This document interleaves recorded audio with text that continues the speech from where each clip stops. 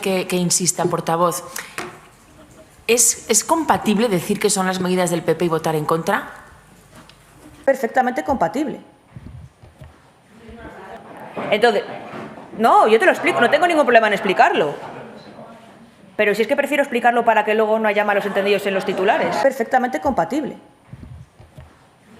Y acaba de anunciar Junts que va a votar a favor. Es decir, María Escolar, este decreto se sostiene incluso aunque el PP no lo apoye. Eso es, porque así acaba de anunciarlo Míriam Nogueras, que en principio Junts votará a favor. Con los esquemas que nos propone constantemente tanto la derecha como la verdadera prensa, entre malos y buenos, pues yo llego a una conclusión. Ahora mismo, ¿quiénes son los buenos? Junts. ¿No? Claro. Los patriotas son los independentistas. Claro, los patriotas son Junts, porque en una situación de crisis, de emergencia nacional, al final el PP como máximo se va a abstener. Y Junts, que son los diablos catalanes, separatistas, independentistas, no sé cuántas cosas más, resulta que dicen, no, yo apoyo esto en favor de, como ha dicho antes, ha calculado el ministro, 20 millones de hogares españoles. ¿Quién es el patriota aquí? ¿Quién es el patriota? O sea, ¿cómo va a defender el Partido Popular que con su voto no se va a ayudar a que 5.000 millones que generosamente vamos a poner de nuestros impuestos, y es la broma que nos está gastando el señor Trump y compañía, pues resulta que el PP no solamente dice que este señor es nuestro aliado, sino que a la hora de paliar las consecuencias negativas de todo lo que nos está haciendo, el daño que nos hace el aliado, dice que ellos se abstienen. Bueno, y que lo voten los catalanes, que para eso ellos son más patriotas que ellos. Este es el portavoz. ¿Qué opina de que la ETA Ramboto salga hoy de la cárcel gracias a sus pactos con Bildu, cuando fue condenada a 600 años por 14 asesinatos? Cuando sepas algo de cómo funciona este país, la legislación y la justicia, hablamos. Pues Moreno Bonilla convocó ayer las elecciones para el 17 de mayo. Estamos preparados. Es verdad que todo forma parte de esa estrategia que había diseñado el Partido Popular para ver si conseguía un calendario en el que el Partido Socialista fuera en declive, algo que ya quebramos en las elecciones de Castilla y León y algo a lo que vamos a dar la vuelta en las elecciones de Andalucía. Nuestro objetivo va a ser, como siempre, movilizar al electorado, que nadie se quede en casa, que la gente tenga muy claro que la sanidad, tal y como está en Andalucía, no se ha estropeado por el uso, sino por las decisiones de un gobierno que ha decidido apostar por la sanidad privada en vez de la pública. Que la educación, que la sanidad, que los servicios públicos se defienden votando y se arreglan votando. Que quien ha querido destinar más recursos para que Andalucía pueda hacer frente al sostenimiento y al reforzamiento del estado del bienestar, con la quita de la deuda, con un sistema de financiación más justo, con las entregas a cuenta, ha sido María Jesús Montero, mientras quien ha impedido que esos recursos lleguen a Andalucía ha sido Moreno Bonilla. Que la gente lo tenga en cuenta, que los sueldos, las pensiones, los empleos suben en Andalucía gracias al gobierno socialista y gracias a María Jesús Montero, con el voto en contra de Moreno Bonilla y compañía. Y todo esto se decide con el voto. Y por eso nuestra apelación a que nadie se quede en casa y utilice el voto para lo que siempre, yo creo que mayoritariamente se ha querido: reforzar los servicios públicos, las prestaciones sociales, las ayudas y mejorar la vida de la gente. Por eso nosotros salimos a pelear y salimos, como siempre, a ganar.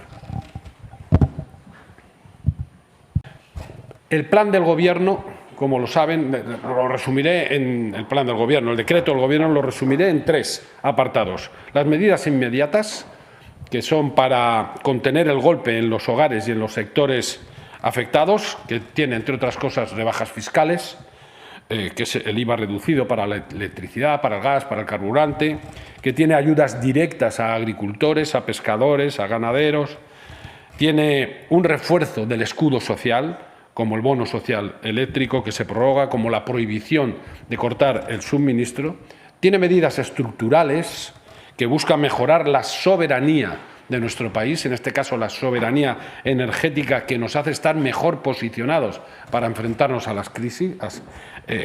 Y ahí aparece el aceleramiento de la electrificación, de las renovables, del autoconsumo, del almacenamiento de esta energía y tiene también control público, sobre todo para impedir los abusos, con un régimen sancionador que puede llegar a los 30 millones de euros.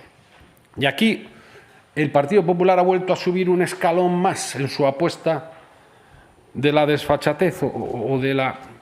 Antes lo decía con otra palabra, pero me da igual. Quiero decir, han pedido que no se vea este decreto en el pleno de esta semana, el jueves, y lo defendía aquí la portavoz. Es decir, que yo recuerde, Feijóo fue el primero en exigir medidas y después en decir que llegaban tarde. O sea, si llegan tarde, ¿cómo quieren retrasarlas? Si sus portavoces dijeron que además habíamos copiado las medidas del Partido Popular, ¿por qué quieren que no se traten en este Parlamento, en este Congreso? Pues porque es solamente una excusa más que ponen encima de la mesa para no votar nunca a favor de la ciudadanía de este país. Una excusa más. Aparece la rebaja del IVA. ¿Por qué? Seguramente no es la medida que más nos gusta, pero es la más inmediata, la que se nota desde el minuto 1 para la gente. Y eso es verdad que también lo pedía el PP. Aparecen ayudas directas a los sectores afectados, a la industria electrointensiva. ¿Y por qué están en contra de esto? ¿Por qué hay que retrasar nada si decían que llegaba tarde? No era tan urgente. Es que es un disparate la política del PP, que solo busca una cosa y que solo tiene como obsesión una cosa, que es fastidiar al gobierno. Pero el resultado es fastidiar a la gente, ¿eh? Por eso, una vez más, la pelota está en el tejado del Partido Popular. Ya está bien de buscar excusas. No. ¿Está a favor o no está a favor de estas medidas? Si quieren más, pues que presenten otras.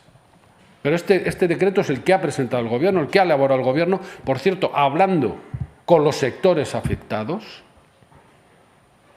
Y ese es el que se va a tratar, a debatir y, en su caso, a aprobar el jueves. Punto. Y tendrán que decidir qué quieren hacer con estas medidas. Una semana más, la portavoz del Partido Popular, que acaba de estar aquí, no ha dicho ni una sola palabra de la actividad parlamentaria, la demostración de lo que le importa, ¿no? El trabajo de esta Cámara, la importancia que dan al Congreso, cuando además esta semana está cargada de cosas importantes en el orden del día, empezando por el decreto que recoge el Plan Integral de Respuesta ante la crisis en Oriente Medio, del que luego hablaré, pero es que hay muchas más cosas que tienen su importancia. Por ejemplo, el decreto que tiene que ver con la memoria democrática y el reconocimiento de las personas fallecidas o con lesiones incapacitantes por haber sido defensores de la democracia. Extiende ese reconocimiento, este decreto, hasta diciembre, hasta el 29 de diciembre de 1978, y actualiza las indemnizaciones que percibirán estas personas, 250.000 euros para los beneficiarios de las personas fallecidas, 180.000 euros por situaciones de incapacidad absoluta y hasta 500.000 euros por gran invalidez. También hay una proposición para la reforma de la Constitución, para que la isla de Formentera pueda elegir su propio senador. Es algo que es largamente reivindicado en Baleares, que ha llegado aquí con un respaldo prácticamente unánime de los partidos de las islas, pero que sorprendentemente todavía no sabemos qué va a hacer el Partido Popular, que nos tiene tan acostumbrados a votar una cosa en un sitio y la contraria en el otro, ¿no? La cuestión sobre esto es qué va a hacer el PP sobre el senador que se elija o que se pueda elegir por la isla de Formentera. También hay una proposición de ley orgánica en materia de multirreincidencia que vuelve con las enmiendas del Senado y que nosotros vamos a avalar y tener en cuenta dos de esas enmiendas. Una, la que tiene que ver con el abastecimiento de electricidad en los cultivos indoor de drogas. Cuando se enchufan a la corriente para cultivar drogas, queremos penalizar ese consumo. Y la que tiene que ver con el petaqueo, es decir, con el abastecimiento de combustible para las narcolanchas, también algo largamente pedido por la Judicatura y por los servicios policiales donde están combatiendo este narcotráfico. Está también el proyecto de ley integral de impulso a la economía social, que busca fortalecer este tipo de empresas que, más allá del beneficio, aunque también buscan el beneficio, buscan el bienestar de las personas, la cohesión social y, por lo tanto, hacen que el progreso económico vaya de la mano de la justicia social. Y, por último, también destacar la proposición de ley del Grupo Parlamentario Socialista que modifica el Código Penal para castigar con penas de prisión a aquellos conductores que superen en 50 kilómetros por hora la velocidad permitida en vías urbanas y en 70 kilómetros por hora la velocidad permitida en vías interurbanas.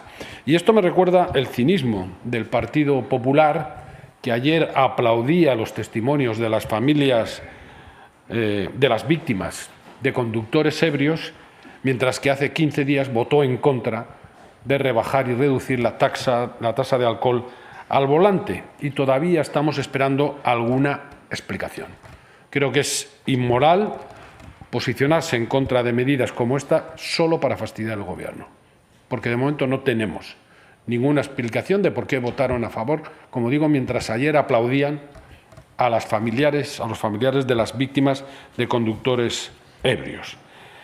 Y en cuanto a la política, la verdad es que las semanas en las que hay comparecencias del presidente, pues no se me ocurre más que decir que el miércoles va a haber un debate sobre política general, porque el debate que nos trae aquí, la comparecencia que nos trae aquí, es para hablar de la delicada situación que vive el mundo, de las consecuencias que está teniendo ya las decisiones de un personaje absolutamente enajenado por su ambición desmedida y sus delirios de grandeza, y que está trayendo nefastas consecuencias no solo en Oriente Medio, sino al conjunto del planeta. Aquí también hablaremos del futuro de la Unión Europea, porque estamos en un momento en el que la Unión Europea se juega el ser y los valores y los principios sobre los que se sostiene y se sostendrá en el futuro. Y vamos a hablar también, por supuesto, de política interior, ¿no? De qué defiende cada uno en estas cuestiones, que son trascendentales para nuestro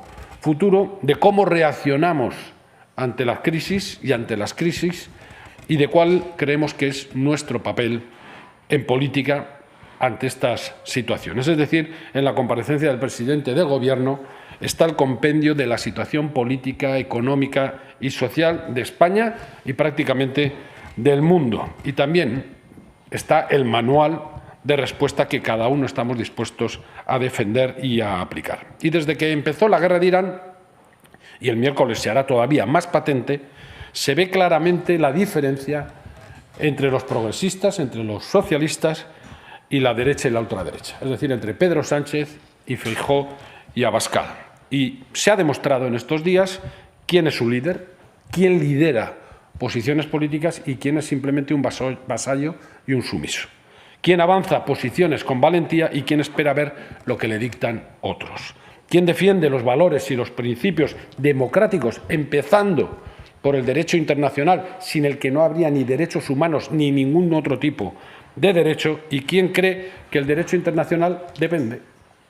Si me gusta, sí, lo que plantea sí, y si no me gusta, no. Es decir, que en el fondo lo que defiende es la ley del más fuerte. Y también la diferencia entre quien sabe que una de las grandes prioridades de quien gobierna es proteger a la ciudadanía de los efectos de las crisis y quien cree que las crisis son una herramienta más para atacar al Gobierno.